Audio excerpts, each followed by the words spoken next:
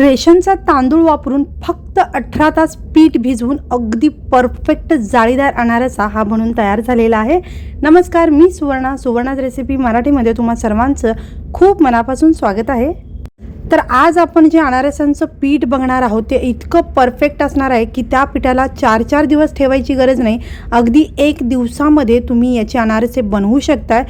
तर इथे तुम्ही हा अनारसा बघू शकताय, अगदी जाळीदार झालेला आहे आणि याचं पीठ मी फक्त 18 तास भिजवलं होतं आणि त्यानंतर हे सगळे अनारसे मी बनवून घेतलेले आहेत। चला तर मग हे अनारसे कसे बनवायचे ते आपण बघूयात।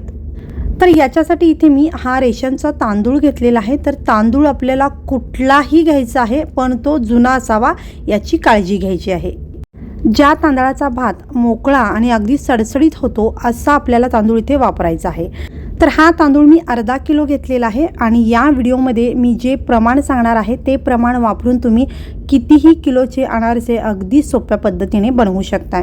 तर हा तांदूळ रेशनचा आहे, त्यामुळे अगदी 3 ते 4 पाण्याने हा तांदूळ स्वच्छ चोळून आपल्याला धुवून घ्यायचा आहे। तर हा तांदूळ मी 3-4 पाण्याने स्वच्छ धुवून घेतलेला आहे आणि आता याच्यामध्ये मी पाणी घातलेलं आहे। साधारण 2 इंच पाणी तांदळाच्या वरती राहील इतकं पाणी आपल्याला घालायचं आहे। तर हा तांदूळ आपल्याला 3 दिवस पाण्यामध्ये भिजवायचा आहे आणि 4थ्या दिवशी पाण्यातून काढायचा आहे आणि दररोज याच्यातील पाणी आपल्याला बदलायचं आहे। तर इथे शनिवारी साधारण 1च्या दरम्यान हा तांदूळ मी स्वच्छ धुवून पाण्यामध्ये भिजत घातलेला आहे आणि दुसऱ्या दिवशी म्हणजेच रविवारी साधारण 1च्या दरम्यान पुन्हा या तांदळातील पाणी मी बदलणार आहे। तर या तांदळातील पाणी संपूर्ण आपल्याला काढायचं आहे आणि दुसरं पाणी यामध्ये घालायचं आहे आणि पुन्हा याच्यावरती झाकण लावून ठेवून द्यायचं आहे। तर आजचा सोमवार म्हणजे 3रा दिवस आहे आणि पुन्हा मी याच्यातील पाणी काढून घेणार आहे आणि त्याच्यानंतर यामध्ये दुसरं पाणी घालणार आहे। तर इथे मी या तांदळातील पाणी काढून नवीन पाणी घातलेलं आहे आणि पुन्हा याच्यावरती झाकण लावून दुसऱ्या दिवशीसाठी मी असं त्याला ठेवून देते।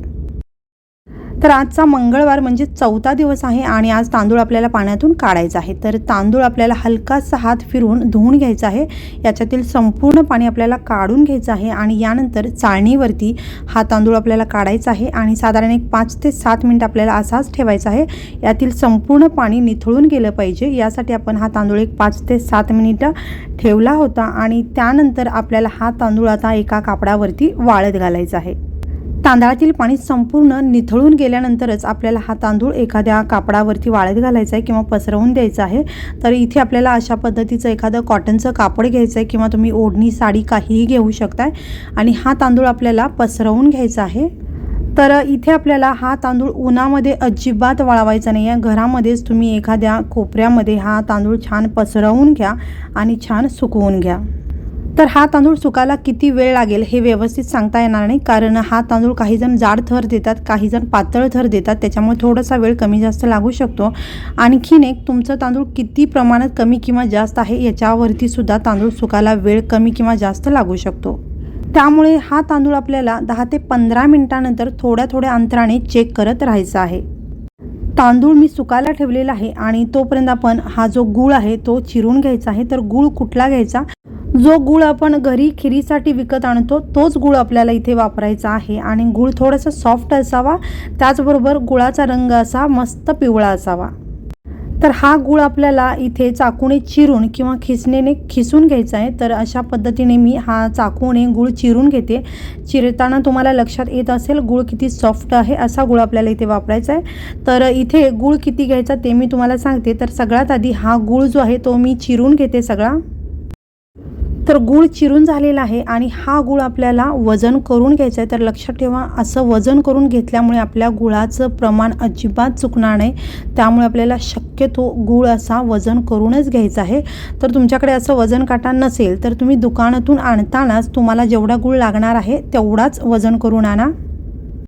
तर इथे आपल्याला अर्धा किलो तांदळासाठी 350 ते 400 ग्राम गूळ लागणार आहे। तर इथे मी 400 ग्राम हा गूळ घेतलेला आहे। 350 ग्राम आपल्याला गूळ हा घालायचाच आहे आणि राहिलेला 50 ग्राम गूळ आपण गरजेनुसार वापरणार आहोत। साधारण 15 मिनिटांनंतर हा तांदूळ मी चेक करते आणि तांदळावरती हात फिरवल्यानंतर तुम्हाला ओलसरपणा अजिबात जाणवणार नाही। अगदी 2-3 तांदळाचे कण तुमच्या हाताला चिटकून राहतील आणि तांदूळ हातामध्ये दाबल्यानंतर असा थोडासा तांदूळ हातामध्ये चिटकतो। तर हा तांदूळ आता मिक्सरला फिरवण्यासाठी अगदी परफेक्ट असा तयार आहे। तर लगेचच आपण हा तांदूळ मिक्सरला फिरवून घेऊयात। तर हा संपूर्ण तांदूळ मी गोळा केलेला आहे आणि याच्यातील थोडं थोडं तांदूळ घेऊन मी मिक्सरला फिरवून घेते. अगदी बारीक अशी आपल्याला पावडर बनवून घ्यायची आहे. तर हे तांदूळ आपल्याला थोडं थोडं घेऊन मिक्सरला फिरवून घ्यायचं आहे. यानंतर इथे मी परात घेतलेली आहे आणि बारीक अशी ही मैद्याची चाळण घेतलेली आहे. याच्यामध्ये आपण मिक्सरला फिरवलेलं पीठ घालायचं आहे. अगदी छान बारीक केलेलं आहे मी. तर आता हे पीठ आपल्याला चाळून घ्यायचं आहे. चाळून घेतल्यानंतर याच्यामध्ये तांदळाचा जो रवा शिल्लक राहतो तो आपल्याला पुन्हा मिक्सरच्या भांड्यामध्ये काढायचा आहे आणि राहिलेलं तांदूळ पुन्हा याच्यामध्ये थोडं थोडं घालायचं आहे आणि पुन्हा मिक्सरला फिरवून घ्यायचं आहे. याच पद्धतीने राहिलेल्या तांदळाचा रवा आणि राहिलेलं तांदूळ असं थोडं थोडं मिक्स करत आपल्याला संपूर्ण तांदूळ जे आहे मिक्सरला फिरवून घ्यायचं आहे. तर इथे मी सगळं तांदूळ याच पद्धतीने मिक्सरला फिरवून घेतलेलं आहे आणि संपूर्ण पीठ अशाच पद्धतीने चाळून घेतलेलं आहे. अगदी 2 चमचे रवा जो राहिला होता तो मी बाजूला ठेवलेला आहे. तो रवा आपल्याला यामध्ये अजिबात मिक्स करायचा नाही आहे. तर हे पीठ आपलं मस्त असं तयार झालेलं आहे.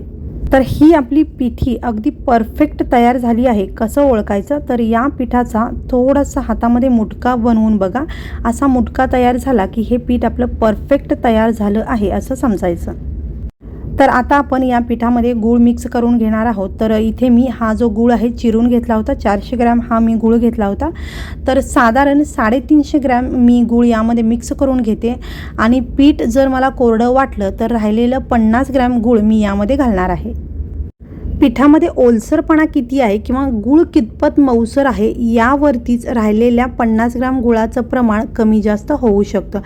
साधारण 350 ग्रॅम गूळ मी हा पिठामध्ये मिक्स केला आणि पीठ अजूनही माझ्या हाताला कोरडं लागत होतं. त्यामुळे मी राहिलेला 50 ग्रॅम गूळ पुन्हा या पिठामध्ये मिक्स करून घेते. गूळ संपूर्ण पिठाला एकसारखा लागला पाहिजे अशा पद्धतीने आपल्याला हा गूळ पिठाला व्यवस्थित असा चोळून घ्यायचा आहे. पिठाच्या प्रत्येक कणाला गूळ व्यवस्थित लागला पाहिजे. जर पीठ कोरडं राहिलं तर त्या पिठाला बुरशी येण्याची शक्यता असते. तर इथे व्हिडिओमध्ये मी दाखवत आहे त्या पद्धतीने तुम्ही हातावरती अशा पद्धतीने हे पीठ आणि गूळ व्यवस्थित चोळून घ्या आणि तुम्ही बघू शकताय हा याचा गोळा अशा पद्धतीने बनत आहे. म्हणजे पीठ आपलं परफेक्ट तयार आहे. गुळाचं अगदी योग्य प्रमाण आपल्या पिठामध्ये पडलेलं आहे. तर इथे मी संपूर्ण पीठ व्यवस्थित असं मळून घेतलेलं आहे आणि मस्त असा याचा गोळा बनून तयार झालेला आहे. असा गोळा होणं खूप गरजेचं आहे.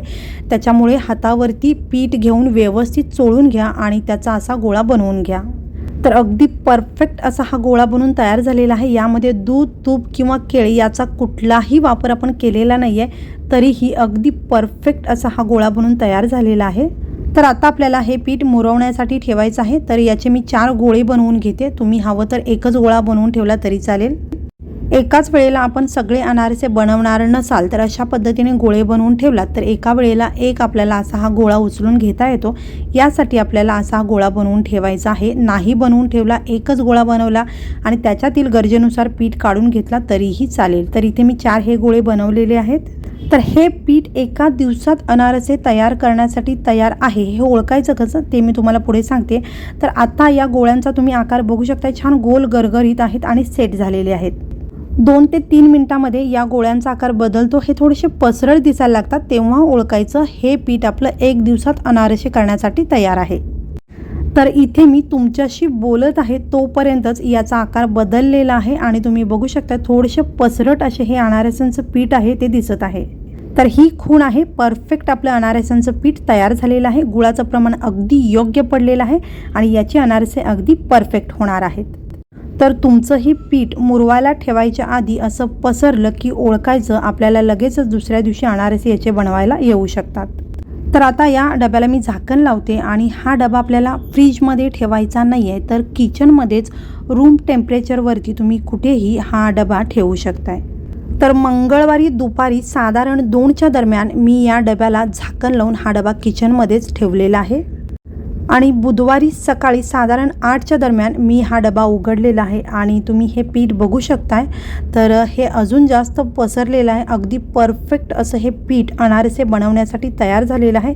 तर हे पीठ मी फक्त 18 तास मुरवून घेतलेलं आहे आणि बघू शकता अगदी परफेक्ट असं हे पीठ आपलं बनवून तयार झालेलं आहे. तर या पिठाचे अनारसे आपण आता लगेच करू शकतो. अगदी परफेक्ट आणि छान अनारसे तयार होतात. तर असं पीठ आपलं झालं पाहिजे. तर आता या पिठातील एक गोळा मी काढून घेते आणि त्या पिठाचे मी तुम्हाला अनारसे बनवून दाखवते. तर इथे मी एक गोळा हा काढून घेते आणि राहिलेलं पीठ जे आहे तर याला आता बाहेर ठेवायची गरज नाही आहे. छान पीठ मुरलेलं आहे. तर एका दिवसात हे पीठ तयार झालेलं आहे आणि मी आता याला झाकण लावणार आहे आणि हा डबा मी फ्रीजमध्ये आता ठेवणार आहे. तर पुढचे 3 दिवस मला बाहेर ठेवायची गरज नाही आहे, कारण हे पीठ आता तयार झालेलं आहे आणि याला झाकण लावून मी फ्रीजमध्ये हा डबा ठेवून देते आणि पुढच्या वेळेला जेव्हा गरज पडेल त्यावेळेला हा डबा काढून आपण याचे अनारसे बनवू शकतो. तर हे पीठ आपल्याला थोडंसं मळून घ्यायचं आहे आणि आता याचे गोळे आपल्याला बनवून घ्यायचे आहेत आणि अनारसे थापून घ्यायचे आहेत. तर अनारसे बनवताना आपल्याला गोळे खूप मोठे किंवा छोटे करायचे नाही आहेत. पेढ्यांच्या आकाराचे आपल्याला हे गोळे बनवून घ्यायचे आहेत.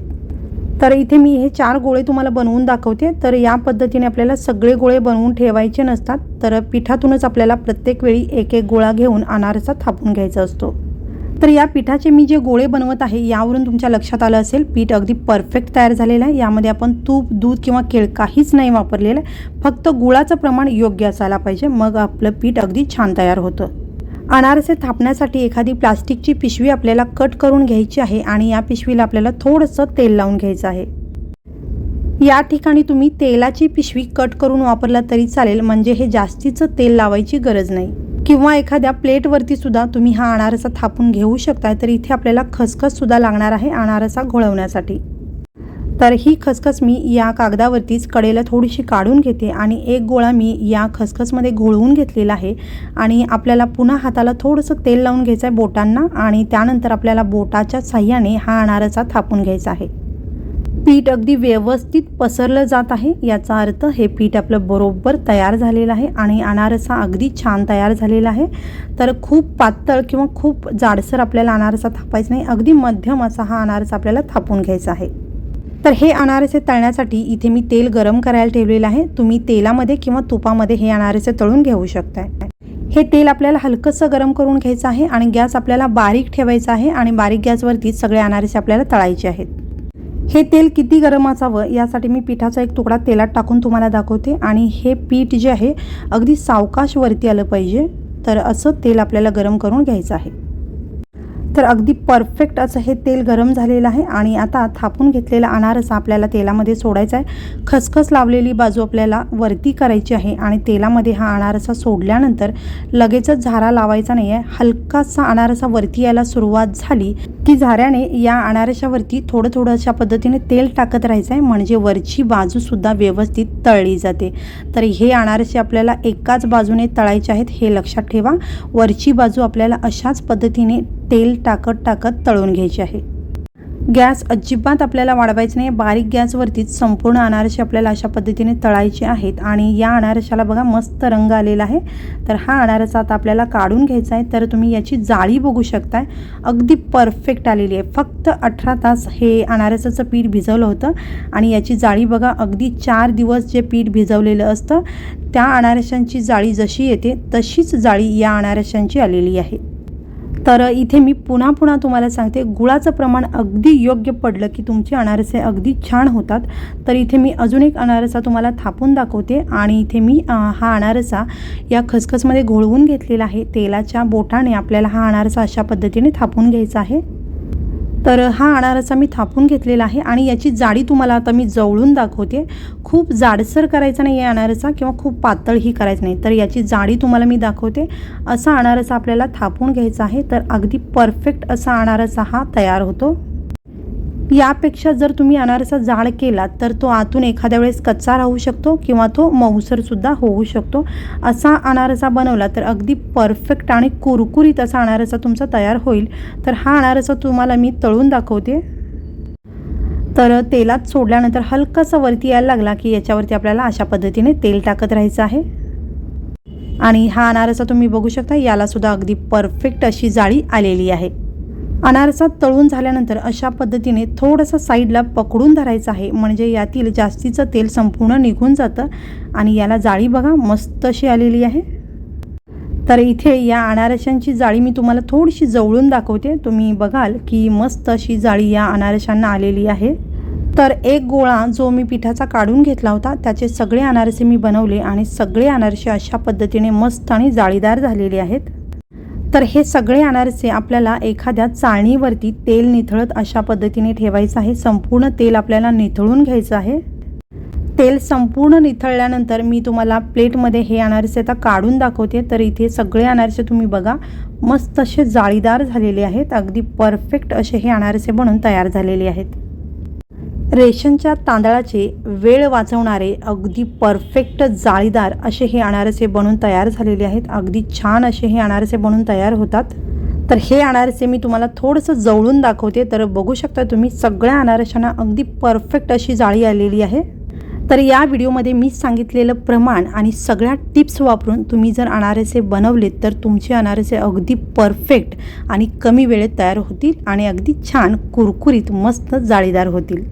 या पद्धतीने अगदी पहिल्यांदा जरी तुम्ही अनारसे बनवला तर अगदी परफेक्ट होतील। तर हा अनारसा तुम्ही बघू शकता मस्त असा जाळीदार तयार झालेला आहे। तर इथे मी एक अनारसा तुम्हाला तोडून दाखवते। अगदी कुरकुरीत ठिसूळ जाळीदार मस्त पोकळ असा हा अनारसा बनून तयार झालेला आहे।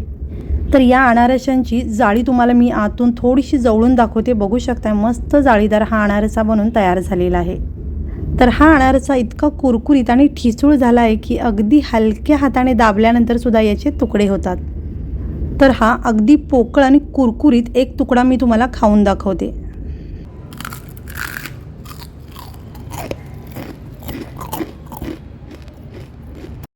तर आवाजावरून तुमच्या लक्षात आलं असेल अगदी कुरकुरीत असे हे अनारसे बनून तयार झालेले आहेत। तर या पद्धतीने तुम्ही हे अनारसे जरूर करून बघा आणि तुम्हाला हा व्हिडिओ जर आवडला असेल तर व्हिडिओला लाईक, शेअर आणि चॅनलला सबस्क्राईब करा। व्हिडिओ पाहिल्याबद्दल खूप धन्यवाद।